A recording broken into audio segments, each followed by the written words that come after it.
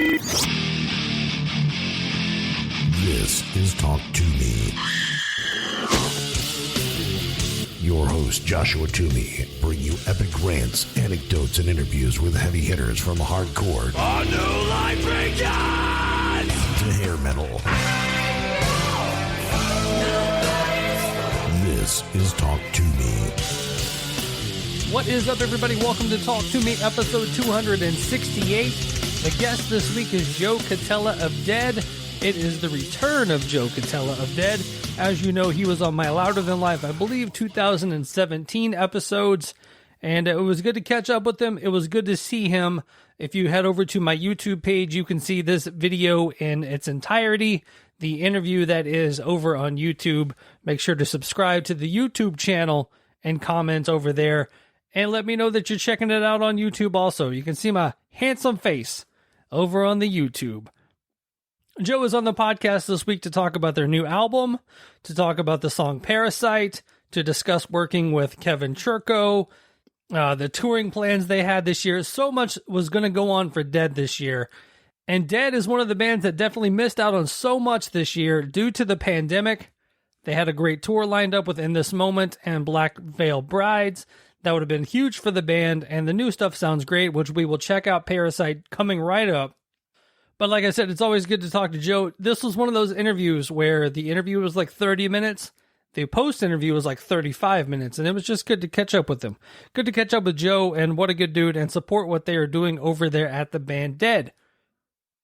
And speaking of support, let's hear from Scott Bowling. Hey guys, my name's Scott Bowling. I have a YouTube show called Good Company with Bowling. What's up? This is Clint Lowry from Seven Dust. Hey, what's up? This is Sonny Mayo. Hey, Ricky Rackman. And you're watching Good Company with Scott Bowling. I've interviewed bands like Limp Bizkit, Fozzy, Seven Dust, Korn. I've had Chris Farley's brother, Tom Farley, on the show. My show is kind of like a modern-day Wayne's World. Party! If you love a good interview, a good rock interview, or just any kind of interview, please, if you get a chance, check out my show, Good Company with Bowling.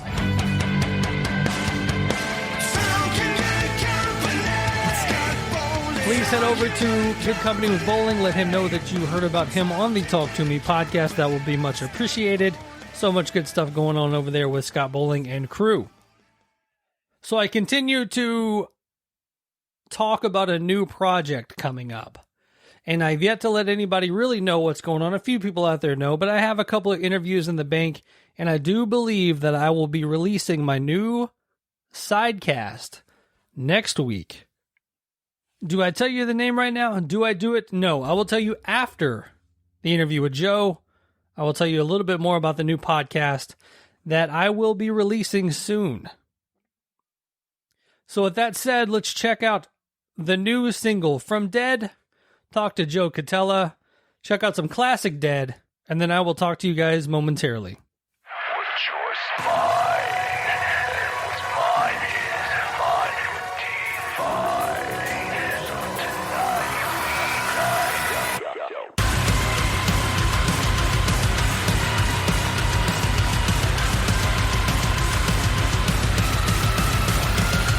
Release the house. No one said for you how. Will you ever get it back until your destiny? How long now? Still look at you now. You're just a ghost of what you used to be. It's gotta be hard to look into the mirror. Can you even see the light through the thick of the fear?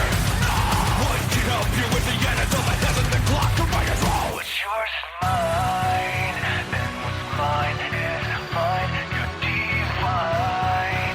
So tonight we dine. What's yours is mine, and what's mine is mine. You're divine. So tonight we dine. I'll suck the life from you.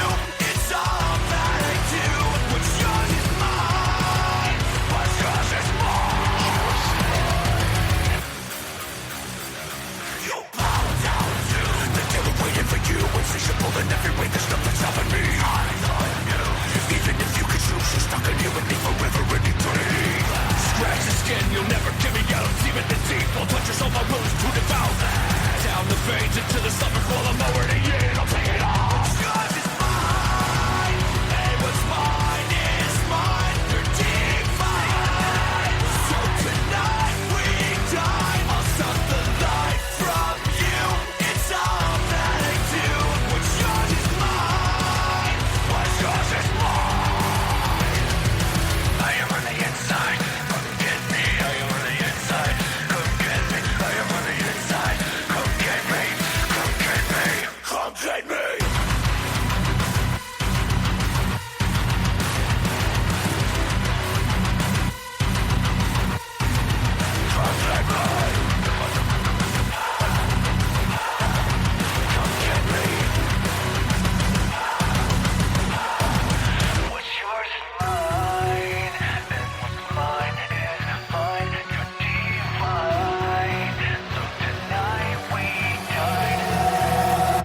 yours is mine, and what's mine is mine to divide.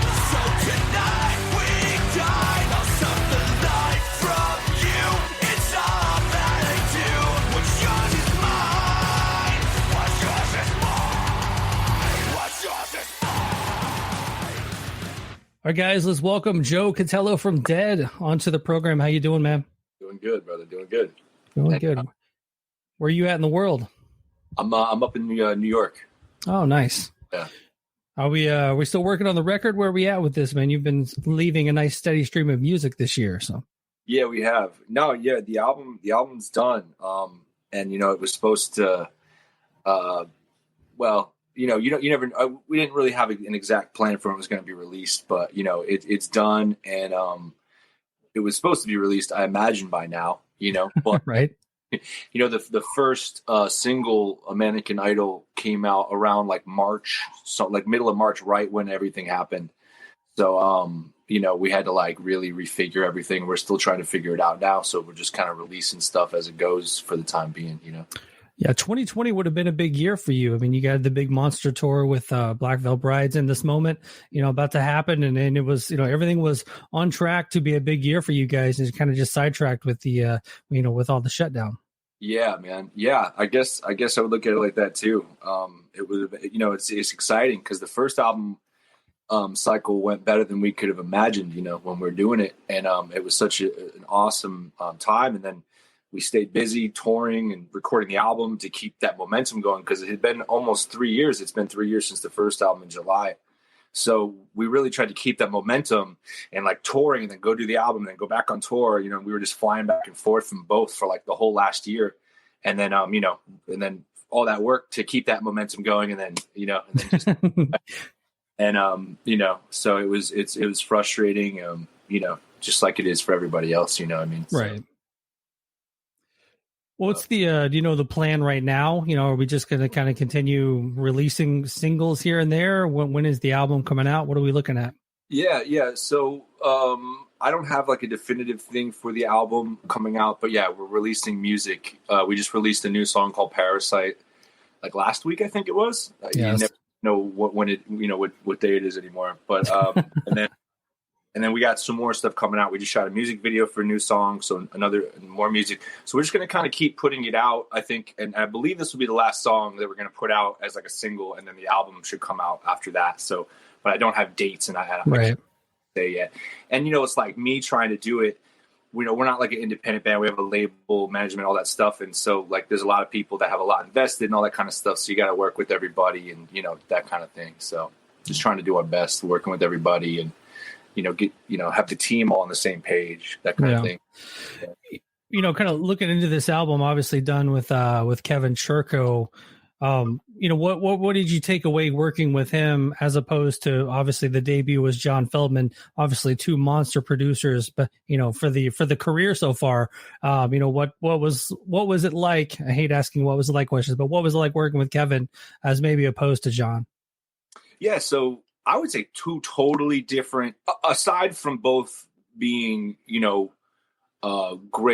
great guys, like awesome human beings and such talented guys that have put out music that I have listened to and enjoyed for years.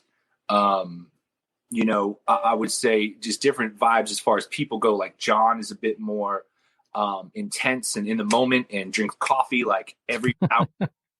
You know what I mean? Very intense, a little bit more on the pop, punk, rock type side of things, but has roots in like hardcore and new metal and things like that. And then Kevin is a little more laid back, like Canadian guy, a little more chill, but like super genius with like music theory and like, listens to like what is it, like bossa nova music and stuff. And like, so like a little bit more like mad scientist-y, and like a little bit more laid back.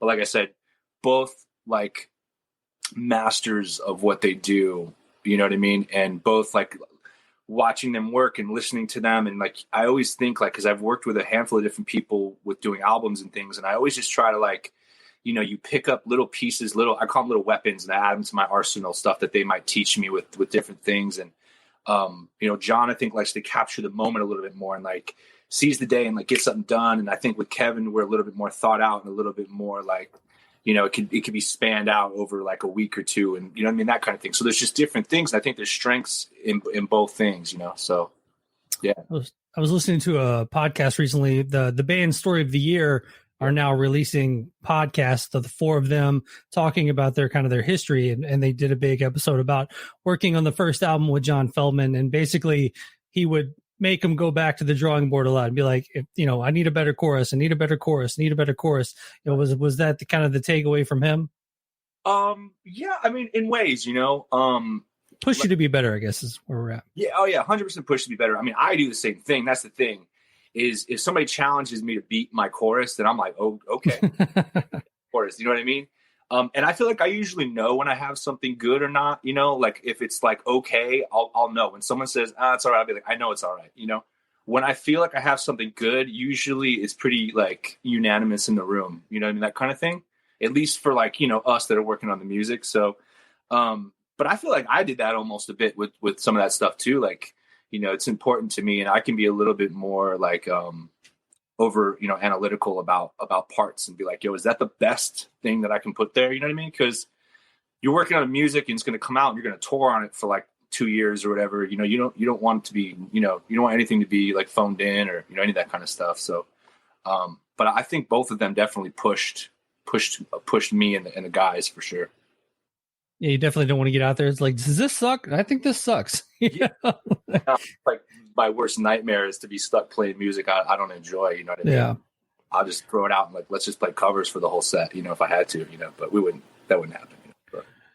It's funny. I was looking at the timeline of the band and it seems like you guys have been around a little bit longer than, the debut album was 2017. So it's only 3 years, but the rise of the band and the last 3 years have to be almost kind of like a whirlwind for you. Yeah, 100%. Yeah, like we've all been in bands before, different bands, and I was kind of at the moment of like kind of quitting music because I was just kind of sick of the industry and just sick of like, I got to that point where like I felt like I started writing songs to appease other people more than myself and that kind of thing. Like you get frustrated in that mid-20 area. You know what I mean? Like trying to be real, and then you're like, oh man, so. I was kind of quitting, and then we just did Dead for fun. We were just like, let's just be real heavy and real violent. And the early stuff was real heavy and violent. We just wanted to play like, no big grandiose ideas. Just like, I just want to play at this shitty punk bar and like, let's just be heavy on Saturday nights. That was kind of like the idea, which is the coolest thing because every band I've ever been in, there's always been the thought of like, oh, we want to, we want to do this and we want to do that, and, all that kind of stuff. But, so it was interesting because we did it just for fun. We kept it all really under wraps. We didn't really talk about it with anybody, but we'd play like, shows around and we were already, established in the scene as from different bands. So we got to open up some cool shows, got to play with like Upon a Burning Body early on and like Acacia Strain and Beartooth and Every Time I Die, some cool shows and stuff. So, and then, we did our EP. It was with Matt Good. He's from First to Last and Drugs and stuff. And he produced Drugs is an amazing band, by the way. But go ahead. It was so good. Great album. Mm-hmm. And so he had moved out into Arizona. And so him and David and I had started the band and Matt just kind of had to step down because he was getting way more into production. He's done like, Afton Alexandria's new album and The Word Alive and Hollywood Undead and a bunch of cool stuff. So anyway, I think I'm making this too long. But no, you're good. We ended up, recording it all. And, it just got to people real quick. We sent it to just some friends kind of for fun. And it got out real quick. And, like I said, we've been in other bands before. So this was the fastest that ever happened, for sure, without a doubt. And it was. And then once that happened and we got involved with everybody, like John Feldman and got involved, like Benji and Joel Madden managed us for a couple of years from Good Charlotte. And, we got in touch with our manager now, Jordan Schur, and our label as well. And, it was a whirlwind, going out to LA, hanging out with all these people, meeting everybody we've always wanted to meet our whole lives. All of a sudden, you're in the room with everybody, all your heroes and stuff, and going on tour with all of them. And it was wild, but it was cool. It was like kind of cool to have been in other bands before. So when we did it this time, we felt like, not that we like deserve to be there, because I don't like the word deserve, but like, we felt like a little bit more comfortable in our shoes to be like, yeah, we're here, we're cool, it's all right. paid your dues type stuff. So something like that. Yeah. Kind of growing up in bands and playing in bands and just getting to kind of where you see the business the way it is now, with management, with a record label. Obviously, we got this interview through Publicist and, kind of seeing it now. Do you think your early bands were really far away, or maybe like just a couple of phone calls away? Does that question make sense? Yeah, no, I feel that. Looking back, yeah, I think some of it was pretty strong, in comparison to other things that but that's the thing, is just like your art, you make something that you like. I compare it to a meal sometimes. Like, you put the ingredients in that taste good to you, and that music tastes good to you. So, I do think that it could be anybody, like it could be like the right person hears you, the right person sees you. But then I also think you need to make your own luck. You need to be strong. When you get to a certain point and that opportunity knocks, you have to be ready for it. So that whole preparation thing, you got to jump through hoops once it starts happening. You know what I mean? Like, I'm sure you know that from different occasions, right?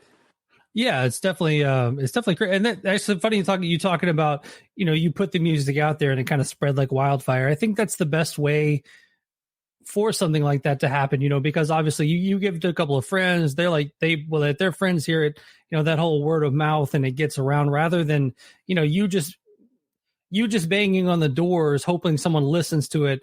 That word of mouth, that cosign, I think goes a long way with pretty much anything. Because if you throw out like, what podcast are you listening to right now? All the hosts of the podcast are going to put their podcast up.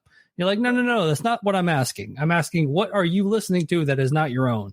And, it's kind of the same thing what you're talking about, the music there with everybody, with your friends, passing it on to friends, passing it on to friends. And it spreads like that.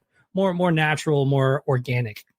Yeah, absolutely. And it was cool how that happened. We just made our videos by ourselves on our iPhones and shit, like, super like DIY, really, just, and like, because it was just fun. Like I was saying, we weren't trying to do anything. We were just like, let's make some shit. This is fun, and it felt really inspiring, especially in the beginning. It felt really inspiring, and it's awesome that it still feels that way.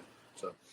Yeah, I mean, every time you I know you're not dropping names to drop names, but every time you open your mouth about who you're working with and whatnot, I mean, it's like A-list people, even like early videos with Fred Durst and, going on to Jordan Schur. I mean, that's a huge name in the business too. And it just seems like if you want to, you could reach out and ask lots of people, lots of questions about, the career. And, I'm sure like most of us, you're like, well, what should I do next? You kind of have a lot of people you could fall back on and say, what should our next move be? Or are we headed in the right direction type stuff? Yeah, no, that's I would say that's for sure. There are a lot of great people around us. And, I try to be that type of person. So I try to be the energy that I want to attract. You know what I mean? So I try to be a good dude, and then hopefully that good stuff comes back to me. It's life. Nice. So yeah, it's amazing to have like been guided by people like the some of those people that I've talked about. And there's a lot more aside from that too. So yeah, I feel very lucky. What's like, one of the first big things that happened to Dead, that was, say, a tour, or, just even hearing your song on the radio, like that, not in drive time, not the local Sunday night hour, what's kind of the first stuff you look back to with Dead? Man, there was so much. I mean, just you talking about hearing the song. I remember hearing it when we were driving out to like finish up the album. Our first like song that went to radio was called Anti-Everything. And I remember we were driving out to LA to meet up with Feldman to work on the last couple songs for the album, but the single had already come out to radio. And I just remember us driving, hearing it on Octane, and it just sounded so heavy and stuff at the time. And we were just excited. I mean, I remember that, but I had been in bands with songs on the radio before. So I kind of already had that, like, what's that movie? That Thing You Do? Oh yeah. On the street, like, wilding out. We didn't quite have that amazing of a moment, but something like that. I always think of that movie. But I think just honestly having the respect and having like, people that we look up to, appreciate our music. One of the things about John Feldman is like my first concert I ever went to was like a festival with Goldfinger to see them play. And that was like my first concert when I was like 12. And then to have him find my band, you know, however many years later, you know, and respect me and like work with me, like that's a really serendipitous type thing. It's really cool. And like, you know, just doing all the tours and I don't know, there's so many things, you know, and it's awesome. It's hard to like pinpoint one or two things, but just hanging out and just living that life, I guess, it's just awesome, you know. Can we talk about that thing you do and how just great of a movie that is, especially if you're into bands? You know, there's so many moments in that movie. If you've ever been in a band, you've had all those things happen to you. You know, of the four members of the band, you know, which one do you maybe align yourself with the most? Would it be kind of the asshole lead singer, the free, the living free guitar player, you know, the too cool for school drummer? Where are you at? Right. Man, I'm trying to think, because I am the singer and there's that terrible, you know, whatever that goes with that. I'm definitely not that guy. I don't know. I'd like to think I'm kind of like, I felt like most closest to the drummer, I guess I would say, probably for whatever reason. He seemed like the most level-headed and just kind of like, you know, serious when he had to be, but then he was real chill and like understanding. I like to think that I'm balanced like that. I don't know. I always love the scene where they go into the RV or the camper on the back of the truck, and the guitar player is just like, "We are signing this deal. This guy's a nice camper. We're signing. You're signing." Like, I just know that would have totally been me. You know, like, we're signing this record deal. You know, no matter what it was. Yeah, definitely. Yeah, he's kind of the goofier dude, right? Yeah. He's awesome, man. He was in that nature movie too. That was so funny. I can't think of the name of that, but yeah. No, yeah, you're right. Like, it's so funny, like the way they did that movie, and they did such a good job. You know, like kind of like just watching the steps of things, and like even though it's a movie and it's kind of silly and fun, like they really did do a good job of like people having to live with each other and like the way that life affects them, you know, while touring and all that kind of stuff. And so they you know, there was some great truth to it. I think that's part of the reason it's great. Yeah. Not a lot of movies get all of that right. And the other thing I liked about the movie was, I know this is that thing you do podcast, but the other thing is they actually practiced that song over and over and actually learned how to play it. So when they go to scenes of them playing it, they're not just like hitting whatever on the guitar, acting like they're playing it. Yeah. And especially because when you have musicians watching a movie, we're the first ones to watch it. It takes you right out of the movie. Yeah. Anything close to it, you know what I mean? Yeah, for sure. Yeah, you're just like huge eye roll. You're like, all right, yeah, this is over with, man. Yeah. Well, obviously with the with the industry kind of on pause, you know, are you guys going to do any live stream type stuff? Are you going to try to do the whole live stream concerts, any of that stuff? Yeah, we've been talking about it. We're all a little spaced out right now. We just did a live Octane. They had like a big festival thing, Invasion over the weekend. We just did that, which was awesome. We did like some like reimaginings of some of the songs, and then we did like a Nirvana cover on there. And then you know, I've been just doing like acoustic stuff, like on like radio, you know, radio interviews and things like that. But like, we just don't want to, you know, put together anything that's not going to be, you know, worthwhile and like really like awesome, if that makes sense. Yeah. You know? Oh yeah. Yeah. So like, if that presents itself to where we can do that, then we will. But we don't want to just force anything, you know, for the sake of doing it, just to put something out. You know, that's not really our vibe. So if we figure out like a good way to do it, we will. You know, but like no rush right now for us. Where did the progression of kind of your visuals come from? Obviously, you know, the first album, you know, you're doing the contacts with the pupils or whatnot. But then I think you've kind of evolved into, you know, you're wearing a little bit more stage makeup type stuff, you know, making yourself up a little bit, making it a little bit cooler. You know, where did you maybe find the inspiration for that side of the equation? Yeah. Well, the contact thing, like, it was just like, I always like in the past, like we just did the contact thing for fun. Like the first probably like 15 or 20 shows we did the contacts and we wore like black straight jackets. I had never really done any sort of like aesthetic thing with any band I'd ever been in. It was always like, that was always like cheesy to me for some reason. Like it was always like, you know, we got to keep it punk rock. Right.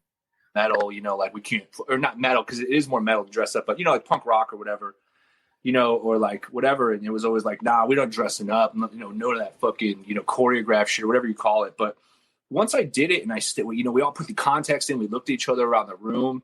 And that was pretty much me, I would say, dreaming that kind of stuff up. We looked like the dudes looked weird and looked different, and they kind of made me feel uncomfortable.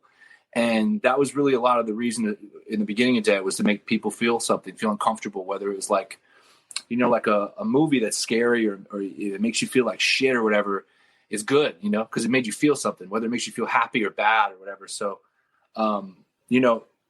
like we thought shutting off the eyes was like a real big thing, because that's like such a tell for people, you know what I mean? Like to not be able, it's almost like people like say like it's almost like you're wearing a mask, because like you can't, like the eyes are so important. It's like such a, like, it's like what I'm looking at with you for the last, half hour, you know what I mean? And so to take that away was just like, it felt cool. It felt weird. And it felt like it was going to build upon the way the music was sounding, at least on the first album, and then as we went through that, we just felt like it was time to change and just started dreaming up things. And it kind of was like an organic thing. Some of the dudes started trying some stuff on their own. Like Kyle would like, do whatever. And then it just kind of, it grew into where it is now. And I think that'll always change. I don't want to be kind of stuck in a box of like doing the same exact thing. Like you look at a lot of bands that did, like David Bowie, he changed every album, or, Slipknot, they even changed their masks, whoever it is that dresses up. So I think it's part of the fun, for one. And I think it's, it's cool to really be an extra extension of the music and the art, that kind of thing. So, we'll always change it. It'll always be evolving. The one thing with the mask thing, obviously I'm doing the mask mandate. I've realized I smile at people a lot, but like if I'm at the grocery and I'm, you're about to bump carts or something, you give them a little smile and like a little nod and hesitation that, you're like, oh, sorry, didn't mean to do that. But now you just like a crazy person because you're just staring at them like you almost ran into me, but I swear I'm smiling under this mask. Yeah. I saw a mask that said I'm smiling under my mask, and I almost got that one. But I know what you're saying. It's like, I guess with the mask, all we can see is our eyes. Right. I guess it's almost as pointless. You know what I mean? Like you kind of need a little bit of both, really, to really like get an eye on something. But yeah, I bought one from my buddy Brandon from Atreyu. He had one that says "Have a beautiful day." I wear that around, because people see you walking around I love walking around the grocery store, and it's not as crazy as it used to be, but you got all your tattoos and stuff. You look like you're mean, your beard's popping out, but I want people to see like, I'm a chill dude, I like representing for the weirdos and being super nice to people, and being like, oh, all right, everybody can be nice, like that's a big thing for me. So is this the first time you've grown a beard? Because your beard is pretty well amazing, and it kind of came out of nowhere, and it's a little bit trimmed down now, but there for a little bit it was pretty big. It was in the notes to ask you about your beard. Did you know you could grow a beard your whole life, or was this something you like just started growing? Yeah, I chilled it out recently. I never knew, I had grown like a beard, like a little bit of a beard, probably in like, like the mid 2000s time or whatever. And I was like, okay, cool, I can grow a beard. But then really, I think just kind of being on tour and like, I don't really see my face all the time, and you're kind of looking back at time and whatnot. I think that was where it just really kept going. Yeah. And then once it was like there, dude, it was definitely gnarly for a while. And then now that I'm home and stuff, I don't know. I just like, it's like you always want to change things. You know what I mean? Like, you get a haircut, whatever, blah, blah, blah. You're like, I'd like to see I got a face, like I got a little bit of a neck and stuff. You know what I mean? That kind of thing. It's nice to switch it up. I might grow it out again. I don't know. I might just shave it all off too. I mean, it's just really just like I'm saying, like, I don't want to be in any sort of like box, like, oh, I got to keep my beard because it's part of my thing now, that's not really it, so, but yeah, it was awesome to see how gnarly it could get. And you only live one time, you might as well see how big your beard can get. There you go.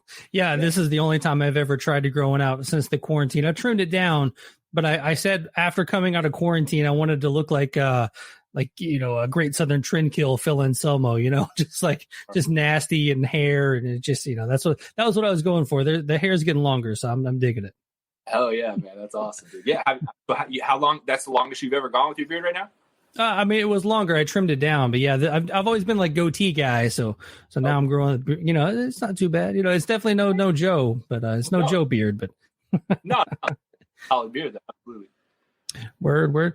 Well, as we kind of just wrap this up, we've talked about, new songs coming out, kind of a steady stream of new music, man. It sounds killer, and you're definitely, putting out great tracks and just getting everything out. So just, any last words for everybody just to be on the lookout for anything or anything like that?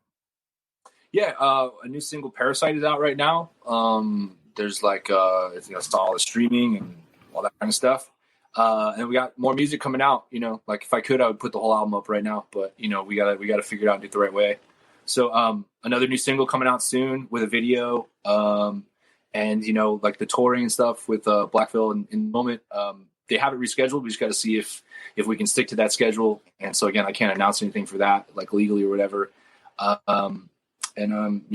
just hope everybody's taking care of themselves, and trying to be cool and, wear that fucking mask and like try not to get in yourself sick and anybody else sick and all that. Like, it's about the greater good right now. It's about everybody respecting each other, and just want to like reiterate that to everybody, and keep your mind right. So that's it. Yeah. If the mask works, if they don't work, just put a mask on. Like, just stop trying to be that guy that's at the store trying to be too cool for school with their mask on their head.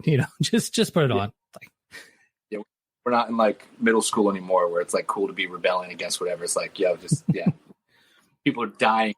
So, yeah. All right, man. Well, take care. Have a good rest of your day, and always good talking with you, man. Thank you too, brother. Be well.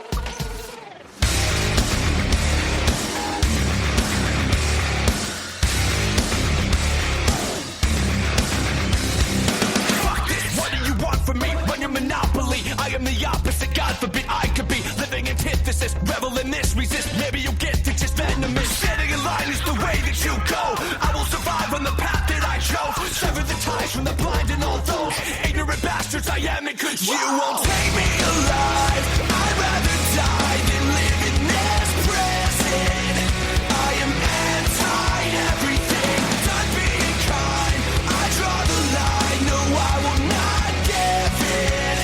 I am anti-everything, anti-everything, anti-everything, anti-everything, anti-everything. Let risk cover the world with it. I am a pessimist. I am obsessed with it, blessed with it. Leave a mark. Show me a battle scar, ripping the rules apart. I am a war. Give me a stone and I'll cast the first blow. Cover me up in the truth that I know. Doing it now when you said that I won't. Hungry and harder in all of my own. You won't take me alive. I'd rather die than live in this prison.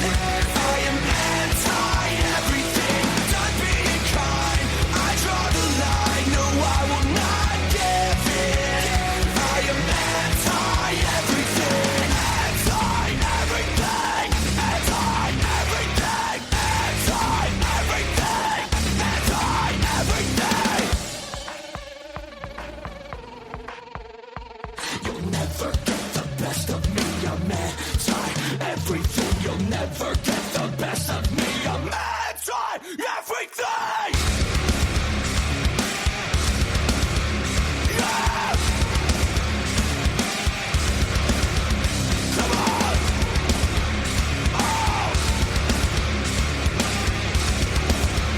Yeah. You won't take me alive. I'd rather die than live in this prison. I am anti-everything. Done being kind. I draw the line. No, I will not give in. I am anti-everything. Won't take me alive. I'd rather die than live in this prison. I am anti-everything. Done being kind. I draw the line. No, I will not give in. I am anti-everything. Anti-everything. Anti-everything.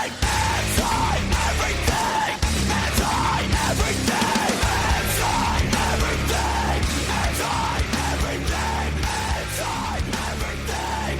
All right, huge thank you to Joe Cotela for taking the time. It is always great to catch up with the dudes in Dead. Make sure to support them in everything that they do. And speaking of support, let's talk about my new project. So I have a new sidecast entitled Drag the Waters. It's going to be the Pantera podcast, all Pantera, all the time. And you ask yourself, what does this have to do that's different than Talk To Me? Not a lot.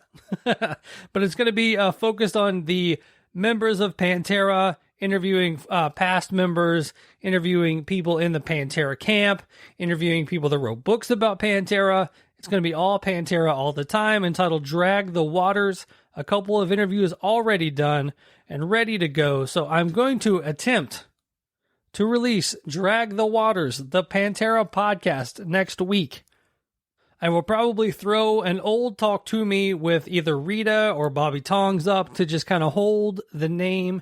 You guys can get subscribed to it, start reviewing it, get all that stuff going. And then once the new episodes start posting, you guys will get those directly to your phones. So starting Monday, search your podcast apps for Drag the Waters, and it will come up as Drag the Waters, the Pantera podcast, as hosted by myself, and a couple of great interviews coming up, and I will let you know about that ASAP. But until then, for the Talk Toomey podcast, I am Joshua Toomey, and I will talk to you guys soon. All right, we're sitting here at the Louder Than Life 2017 with David from Dead. What up? How are you doing, man? Doing good, man. How are you? Well, not too bad. You enjoying this beautiful day out here today? Dude, your guys' weather is gorgeous. Well, a lot of these festivals this summer have, rained out. Sorry, Yo, what up? Eddie Trunk, man. We were just hanging out. Dude. See, I told Love you, you guys. just for Eddie Trunk. It's always... You stood side stage for our set. Yo, what's up, brother? Yo, how are you? What's up? Hi, what's going on? What's going on? My name is Joe. I'm from Dead. I'm the singer. Nice. What up? Nice. All right, yo.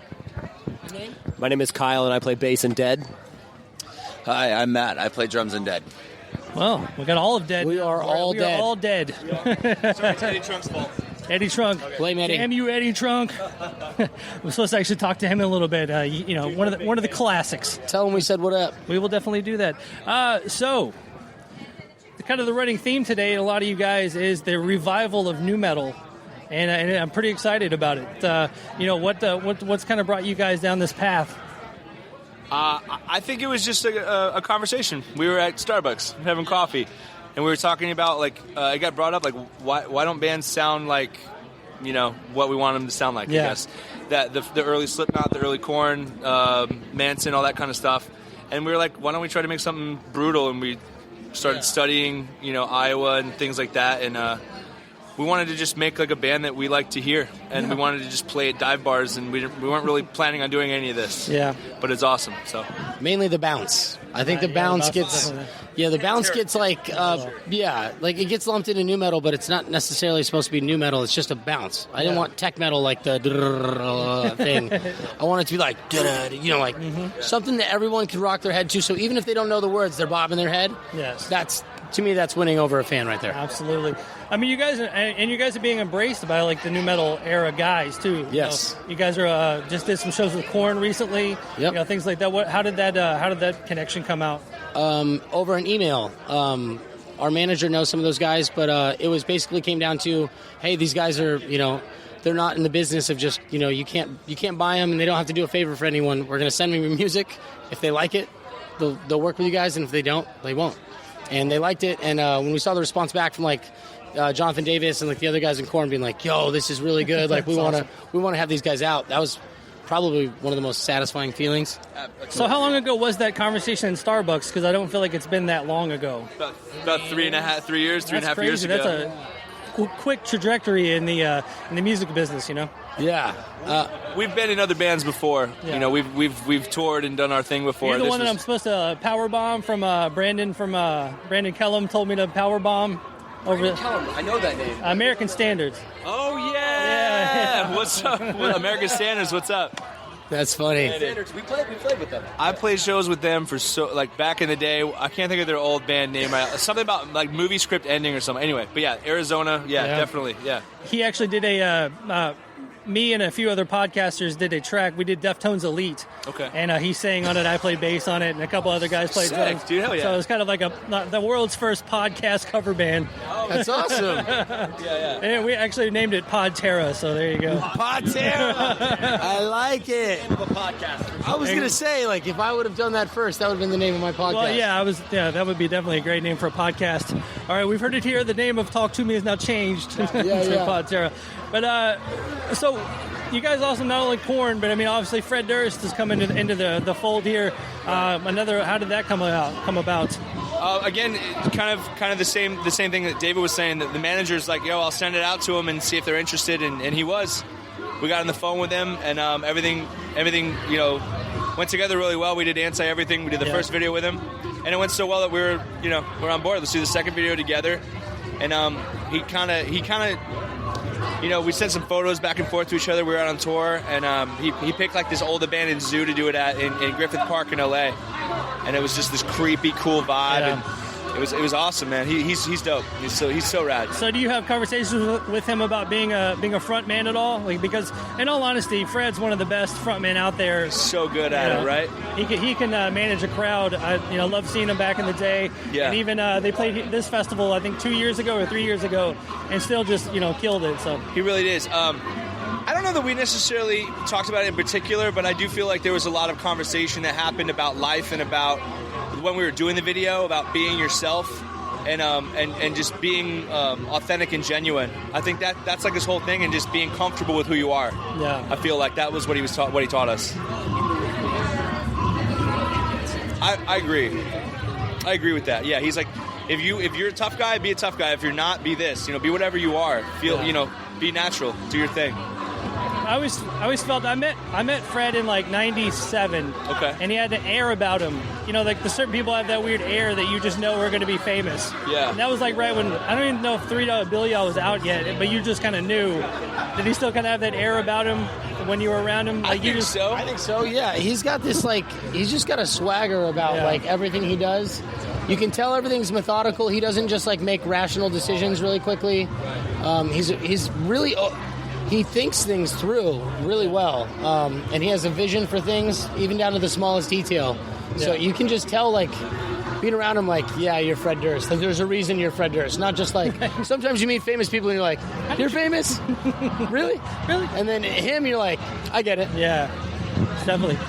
So when you guys see festivals like this come about, you guys get added to the bill. I mean, are you guys like checking out the other bands and going, holy fuck, we're playing with Ozzy today? That's crazy. Always. 100%. Like, I'm trying to see who else is on this. Like, Incubus plays tomorrow, I think, but Five Finger Death Punch, Gojira, I think is on this. Are they on this too? Yeah. Okay. Cool. Yeah. No. Yeah. Like. Through Fire, like our stage is sick. Like Through Fire, Fire from the Gods. He is Legend. Stone Sour's playing. So many good bands. Sick package today. Chris Cale, Five Finger Death Punch, actually did want me to let you guys know that he loves your album. Thank you. We've been trying to find him. Where is he at? He's hard to not spot. He's like 6'10" and those dreadlock beard. But yeah, he's running around here somewhere. But I posted about you guys on Facebook, and he mentioned, he's like, make sure to let him know I dig the band. So. Yeah, I saw that actually yesterday. We just became friends on Facebook actually. So. He's been giving the band a lot of love, so shout out to him for sure. Yeah, he definitely, if he likes the band, he'll do what he can to help you out. I haven't heard that song in forever. So and then the last piece of the new metal trilogy. I mean, Jordan Schur. When I saw that name, I was like, wow, that name looks really familiar, and I had to Google it. With his involvement in Interscope back in the day, and then signing you guys to his label now. How did you guys get in front of him? Feldman, John Feldman. We actually were writing in the studio before we ever even had a label. Yeah. And we were working with Feldy just for fun, honestly. Yeah. Like John just kind of took a liking to the band, and we started working on a bunch of stuff at his studio. And then we showed up for what we thought was just going to be, writing some more songs, listen to a mix, and he was like, hey, we're setting you guys up live in my studio. I've never done this before, but we're going to record you guys live, and then we're going to bring in labels, and they're going to listen to you, and then we'll see which one we like. And I was like, okay, that's not intimidating at all. Right. Yeah, no, it was a super out of our comfort zone experience, but it was awesome. We were ready to jump through the hoops and go for it, yeah. And then, so Jordan was one of the people that we met, and he was hands down the one that stuck out the most, because one, his background, but also the way that he spoke to us was different. He's actually a really good friend. A lot of people, they talk about their labels like, oh, it's the label and this. It's like really like, we just jump on the phone with Jordan all the time. Right. We don't have to deal with anybody. We don't talk to an intern. We talk to literally the head of our label at all times. It's really comforting, honestly. Yes. Yeah, he's a pit bull. It's fucking dope. He's awesome. Well, and then that actually opens up another question with, how did you guys get hooked up with John Feldman? Because I love his work with, Story of the Year, The Used, all those great bands. One of my buddies was actually going out there to work for a day with John. Yeah. And I was producing his band at home, and we were working on some demos, and I was like, dude, you guys are going out to work with John for a day? Let's bring him a copy of the EP. Let's ask him his input. Let's see if he's got any ideas. Yeah. And as we were there, we were meeting with him, and I started talking with him, and since I did the studio stuff, we'd already been working on Dead, for fun, and he was just, we'd had some similar background stuff, people that we knew and stuff. And we're just talking. He's like, what are you up to now? He's like, you doing any other bands besides this? And I was like, well, I have this passion project, and I played it for him. And he heard the song Architect, and within 30 seconds, he turned around over his shoulder and he's like, this is fucking great. You guys want to work? And I was like, wow. Yeah. Yeah, that's one dude that if he said, let's work, I'm like, let's do it. And he makes you work. It's not like, I think a lot of people think when you meet John, it's going to be an easy road. John puts you down a challenging road that has a really good outcome as long as you can rise to the occasion. Right. So with, you obviously been doing the shows with Core and stuff like that. Are there other bands out there that you on the bucket list to tour with? Yeah, Deftones for sure. Yeah. Slipknot for sure. We play with Korn and Stone Sour already. Gojira we love. Run the Jewels for sure. LP. We want to do a song with LP hopefully from Run the Jewels, but all kinds. We want to play. We play with a handful of bands. We want to do more. We'd like to go on tour with Beartooth. A bunch of bands, man. We love a lot of shit out there right now. All right, and then what's the immediate future for you guys? Touring a lot of shows. We're doing all the festivals. We're doing a bunch of headliner stuff. Rock Allegiance. Tomorrow we're doing Sonic Boom. WJJO. We're doing Ozfest. Or Not Fest on Ozfest. We're doing Shiprock coming up in January. Wow. Some new tours coming up we're going to announce soon. So just staying busy. The album came out 2 months ago, so we're just pushing it. Awesome. Yeah. And then the best way to find you guys, obviously online for anyone Dead, DED, so it's Dead Official on Facebook, it's Dead Official on Instagram, and it's We Are Dead on Twitter. All right, and we'll finish this out with a Dead song off of the new album, Misanthrope. All right. Is it Misanthrope or Misanthrope? Misanthrope. All right. Yeah. So off of Misanthrope, what do you guys want to play, and maybe a little story behind it? What was that? What song do we want to play? Yeah. I think we this is the first band I've been in where we actually can play the whole record. Nice. At any given time, we can throw in any song. I'd say a story behind a song that we like to play. There actually is a story behind Inside, right? Yeah. Oh, yeah. It's heavy. It's kind of dark. Yeah. We wrote a song called Dead to Me with Feldman. Okay. And that was our first song we wrote with him. And after watching him work with us, we kind of went home with a new mindset on how to attack songs. And we immediately wrote Inside right after Dead to Me with the principles of going into, if we want to work on John's level, let's make a song that John's going to like. And we went back to him. He was like, dude, this is the shit. Can go on the record. Pretty much as is. We didn't even really change it. All right. So, well, we'll play it, man. Thank you guys for taking the time today, and enjoy your time of year in beautiful Louisville, Kentucky. Thank you. Thanks. It's gorgeous out here. Okay.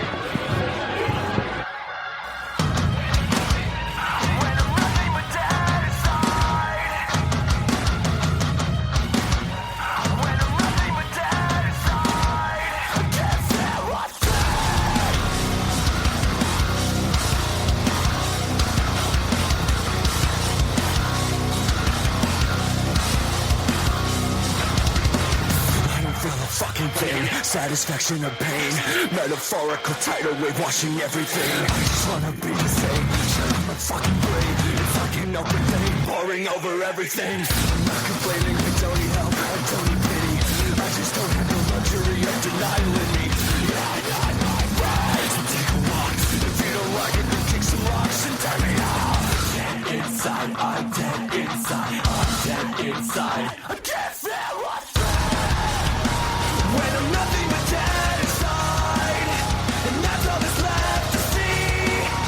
'Cause I felt the fire die in the lifetime war with me. Dark and sick, sweeping through my regrets, and I don't know if they'll ever get to the Don't cure me now, never have and never will.